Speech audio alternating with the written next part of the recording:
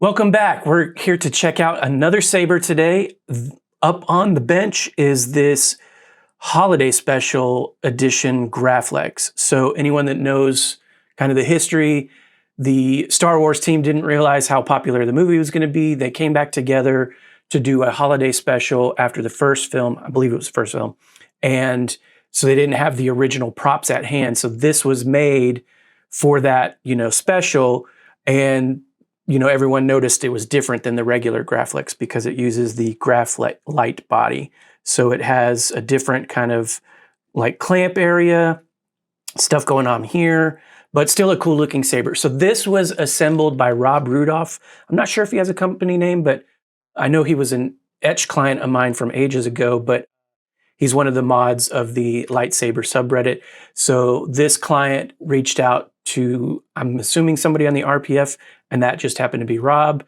So he graciously sent me his install file, which allowed me to not have to worry too much about how to solve the upper, but this did present its own challenges. So we'll talk about that down at the table, but I did design a brand new chassis to go in here. It does allow for this to light up and for us to have two buttons.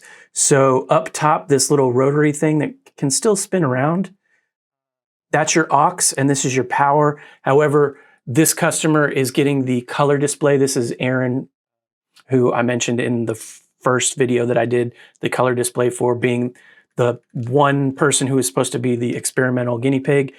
So after a couple months, I finally figured out what I wanted to do with this, got the color display in it. And so I know he's going to change the buttons to kind of fit his needs. And then he's going to also do a bunch of other stuff. But I'm going to demonstrate it as I've programmed it, which is going to mimic what I have done before. And for those of you who haven't seen it, go check out a few videos ago. There was a space junk saber / mining colony hilt that I did, where I did another resin greebly chassis. That one was more of a static chassis, but it had the DFRobot color display. So let's hop down to the table. Let's talk about the chassis. Let's talk about some of the operating quirks, and then show off that color display.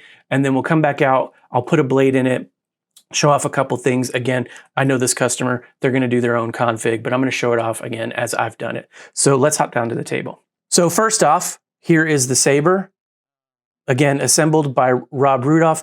There's a kit that is, I forget who, if it's like Trooper Trent or something like that, that is available to take a Graflite and then add this box, these stickers, these T-tracks. I believe this is an SLA printed pommel, but I'm pretty sure the cap part that actually says Graflex got reused because it's clearly a different finish. I did print our own pommel because there's no venting here. So the customer and I were talking. So this, I did resin print this. So this is the same exact size. It just allows for venting, and it doesn't have a ring because it's not going to be worn on a belt at any time. Again, up top, we have our aux, and down below we have our power. Customer will probably switch that. We have a light that does light up. And then the blade plug that was provided by Rob, I'm not sure what it says there in Arabic, but it has the little tab that comes with it. The same set screw size that holds the blade retention allows for the pommel. So it's right here. Now keep in mind, this is a very thin sheet metal. So there's very few threads that actually engage on this. So we can see that. The thickness of the material is maybe 2 millimeters or so. So one, you want to make sure that you definitely back off that set screw so we're not scratching up the chassis, which I'll show the chassis in a second.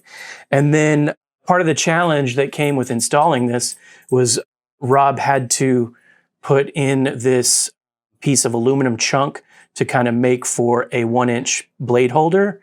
And when he's done his own, that's like one of the last steps, because there's a diameter change from this, and here we can see it. So the silver stops, and that's the thicker part, and then it gets even thinner. So this goes from like 34 to 36. So I had to print a sleeve, but I had to keep a section out so I could put the sleeve in from the bottom and let it clamshell out. And I did 2 sleeves, one to go around the emitter section piece and button holder. So thankfully, again, like I said, I was able to use Rob's kind of layout. I rejiggered it just a little bit to, you know, accommodate my preferences. And then obviously also to make sure that I have a 2-part system because I couldn't get his in here. So we've got the emitter sleeve in here holding the emitter holder, and then these screws and this and some of the buttons kind of keep everything in place. So we'll take the blade plug out to show off the emitter, which is the newer Goth3D designed, I'm forgetting what these are called again, but you can see it's the like 28 pixel cruciform pattern. I've got that subbladed into 3 rings. So that'll be independent of the main blade. This is also independently programmable, so we'll watch that do its own thing, and aux and power. So let's just set that down for a second. That's how to get in and out of everything.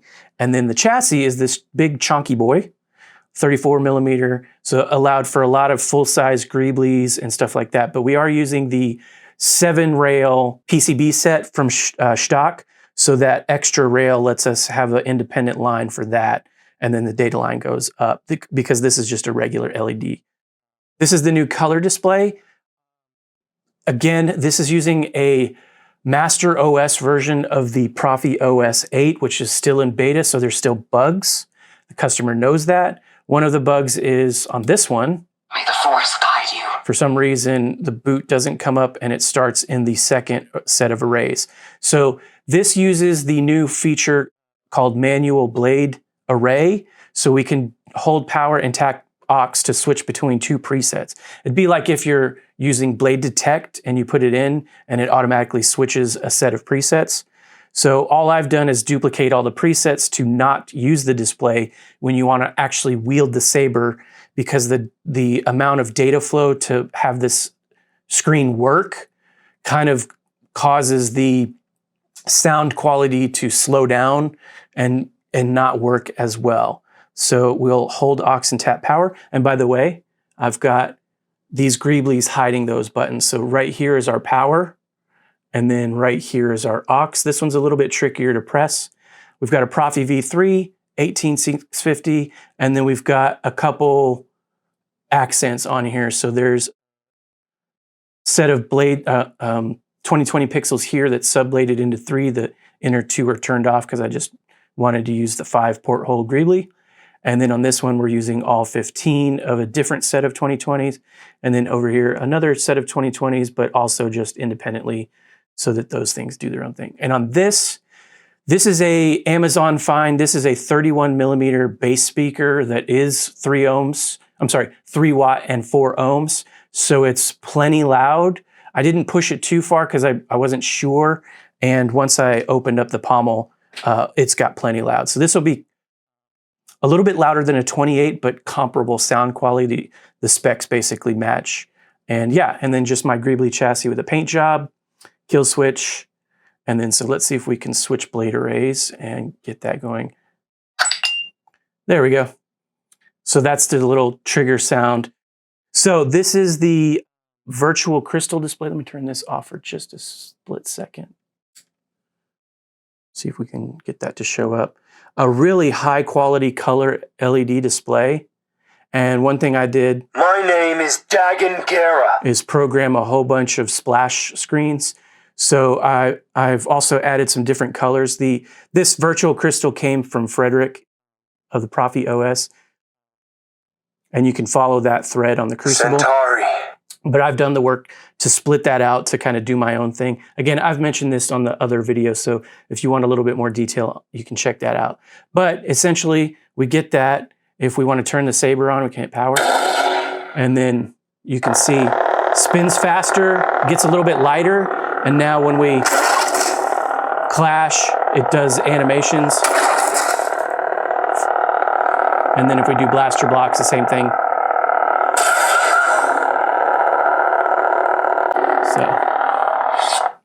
So that's that. All right, so yeah, we'll just show off a couple more animations here. Ninth Sister.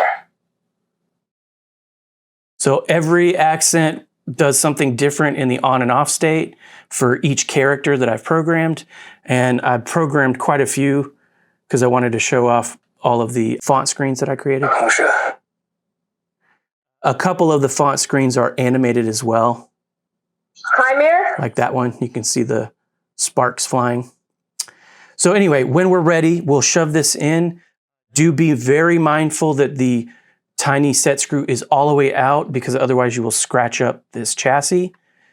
And then we can put our pommel in, and I'm going to use the venting one so we get plenty of sound. And let me line up the hole because I've already done this once. Oh, I'll turn this light back on.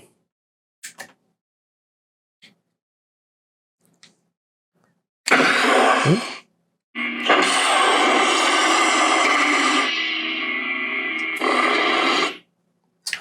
I think I actually just made it do a thrust on by accident. So we can cinch that down. Don't need to be too hard. And now we can see this lights up. And we've got the independent animations on those 3 ring sets doing something different in the on and off state. And then if we want to, like I said, switch to our different preset so that we're going to actually act as if we're putting a blade in, we'll hold aux and tap, or hold power and tap aux for 2 seconds. There we go. Now we got the sound. So inside, you'll we won't notice it, but I'll have turned that screen off. And so now we can wield the saber. So let's hop out and let's do that. So we showed off the chassis. We're ready to put a blade in. Again, this takes a 1-inch diameter NeoPixel blade. I'm going to use my 7/8 with an adapter like I normally do. We're just going to set that down on the PCB pins. And then I've got my screwdriver here. Cinch that down. On this one, because of the aluminum tube that Rob put in, there's plenty of grip on that. So it's not like the pommel. Again, be mindful of how many threads you engage on that because it's a thin wall and we don't want to wear that out. So now we're ready and we can hit power to turn on. And we're on the Stranger, by the way, Chimere. So we also have twist on and twist off. And then, like I said, when I was putting the chassis in, we have thrust on, and that does that. So when we do a gesture control, we're getting into battle mode. And so it just means that I don't have to hold a button for lockups. If we like the old school way, just hit the button and hold either power or aux as we clash to engage a lockup. Otherwise, clashes just do little accents, and then aux does blaster. All right. It may not be able to tell, but I've also made it such that when the accent pixels light up, this goes a little bit brighter, so it might not show up on camera. So we'll do a twist on and clash. And again, in battle mode, light taps will still get you a glancing blow, but a hard one will engage the lockup. And so you can see it's getting brighter. And so we pull away, and now it's just doing its thing. Do a force effect. Hold power for a couple seconds. So let's go back.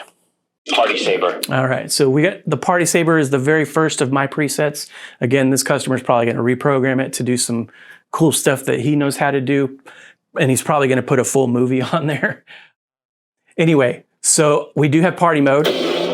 So if we hold power and twist, we'll get that little accent. So now heavy swings change color.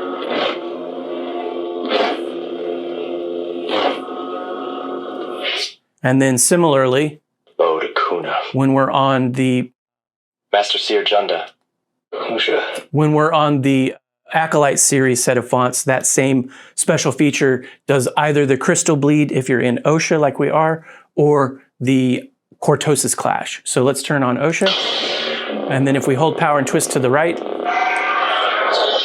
it's going to do the crystal bleed effect. And then it'll change fonts. Or I should say change hums when it's ready. You can do it to the left for a quick change if you want. Right? So now we're back. So that is the saber. I'm going to cut it off here because I've done a lot of this demo before.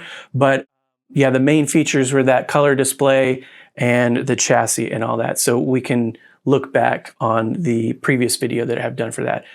Again, to let everything out, we'll just undo the set screw for the blade. Set that down for now. You can see that animation doing its own thing.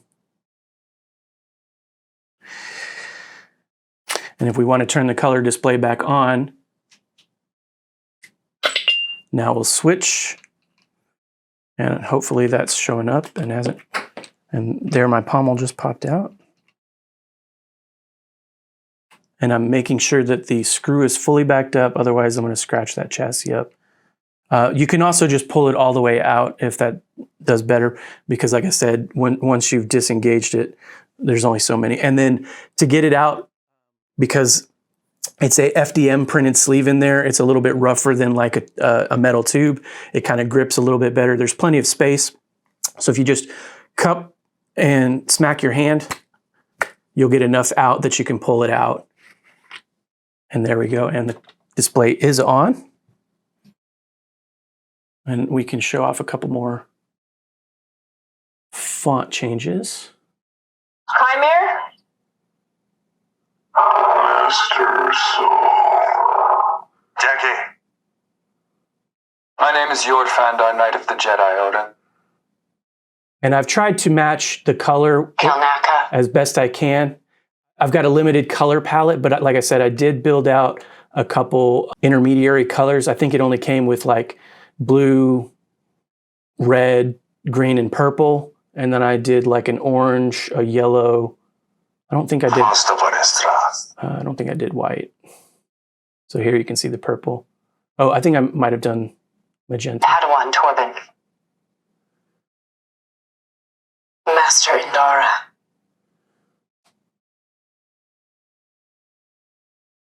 Having trouble here. Asuka.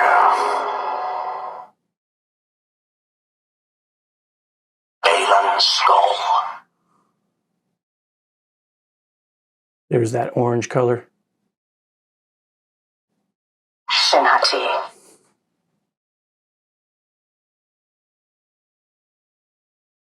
Ezra? Darth Revan.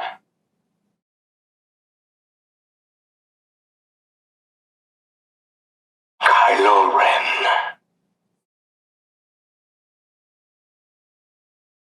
Rey Skywalker.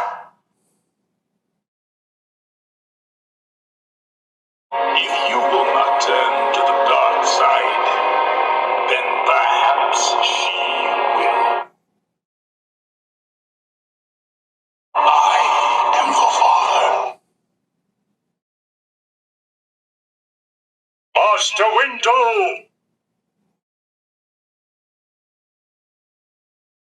Anakin.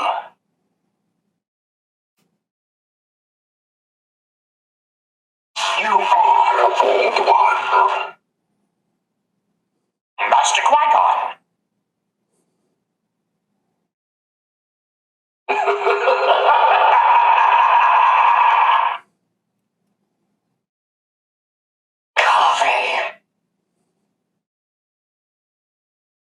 Party saber. All right, so when we're ready, we can hit the kill switch. Everything turns off and it's good for storage. So that's the saber. To the client, thanks for your patience on this one. Like I said, it's been a couple months in the process, but to everyone else out there, thanks for also watching, and may the force be with you.